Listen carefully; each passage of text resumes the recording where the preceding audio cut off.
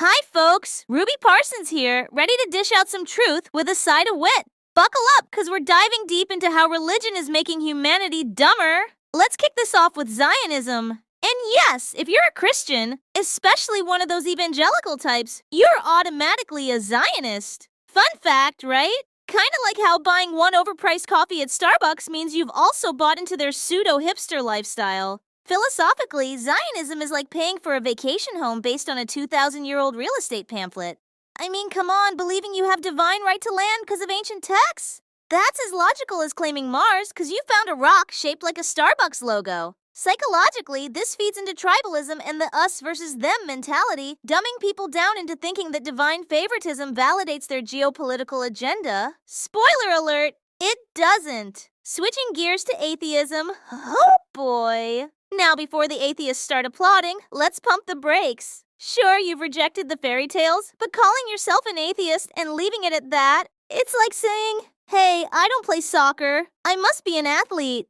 Atheism alone isn't a philosophy, it's a reaction. Philosophically, if you only define yourself by what you're not, you're missing half the equation. Psychologically, it can lead to a hollow sense of superiority. Just because you don't read the Bible doesn't mean you've read any book at all. And throwing around Dawkins quotes doesn't make you an intellectual heavyweight. And then there's Hinduism. The land of a million gods and rituals more complicated than a quantum physics syllabus. Philosophically, Hinduism has some depth, for sure. But the sheer volume of deities, each with its own backstory, feels like a mythological soap opera on steroids. It's like trying to follow the plot of Days of Our Lives, but with more arms and elephant heads. Psychologically, it keeps people in a loop of karma and caste, endlessly cycling through lives without genuine progress. It's spiritual Groundhog Day, folks, except Bill Murray isn't there to make you laugh.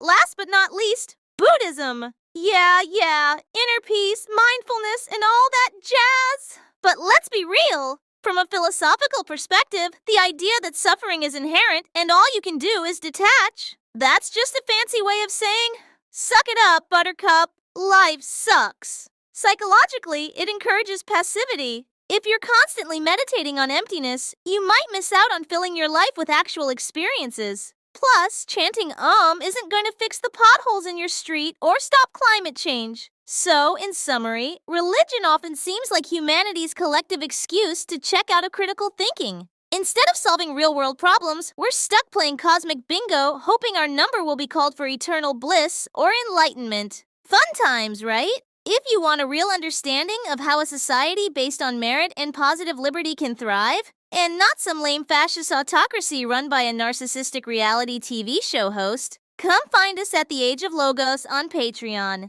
Get ready to embrace reason and intellectual freedom. And remember, folks, even Donald Trump's wig has a better chance of growing a brain than some of these outdated religious beliefs. Bye now.